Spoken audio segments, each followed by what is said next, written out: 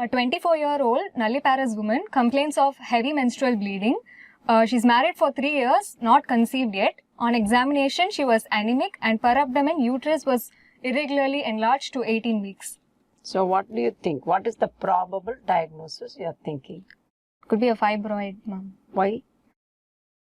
Uterus is enlarged to 18 weeks and she's anemic, so it could be probably because of menorrhagia. And she is not conceived yet, so fibroid can lead to infertility. So based on that, 2 complaints, that is heavy menstrual bleeding. Another one is due to infertility. She has not conceived yet.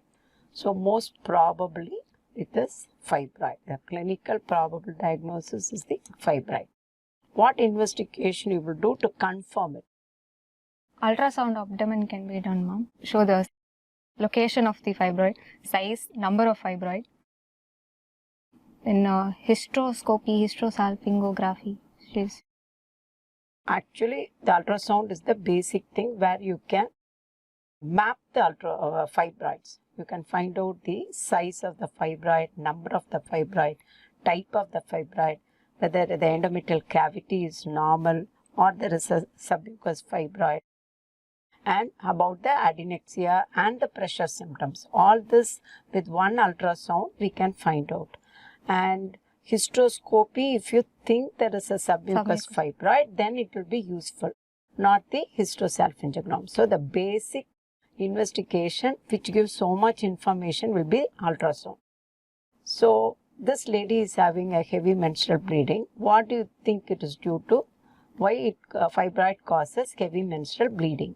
Increased endometrial surface area, pelvic congestion, increased vascularity, a hyperestrogenic state. Yes. Anything can affect the contraction of the myometrium. That also can be affected. And there may be an imbalance between prostaglandin, F2 alpha and thromboxane. That can also cause. And fibroid always can coexist with, not always, mostly, can coexist with endometriosis and pelvic inflammatory disease. These are all the various causes which can lead on to heavy menstrual bleeding. And this lady is not conceived yet. So what are the causes for infertility?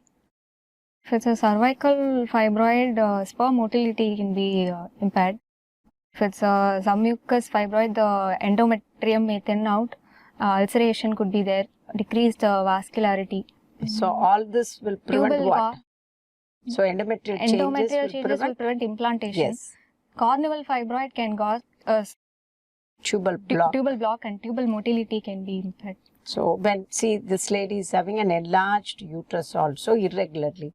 So it can be stretched. The tubes itself can be stretched. And as I already told you, it can coexist with endometriosis. That also can cause anovulation or additional causes for infertility. So what are all the changes a fibroid can undergo? Hyaline change, cystic degeneration, red degeneration, atrophy, sarcomatous change, calcification, hyaline degeneration, myxomatous degeneration and red degeneration. What do you mean by red degeneration? What is the cause for red degeneration? Red degeneration occurs during pregnancy and OCP use, ma'am. It occurs because of the thrombosis of the vessel supplying the fibroid. Treatment is conservative treatment, ma'am. Rest, analgesics and antibiotics can be given. Yes. Never surgical treatment. Only conservative management. It is due to thrombosis of the vessel. That's why it can have a red beef appearance. So this lady is infertility. She is having heavy menstrual bleeding and uterus is irregularly enlarged. How are you going to manage her?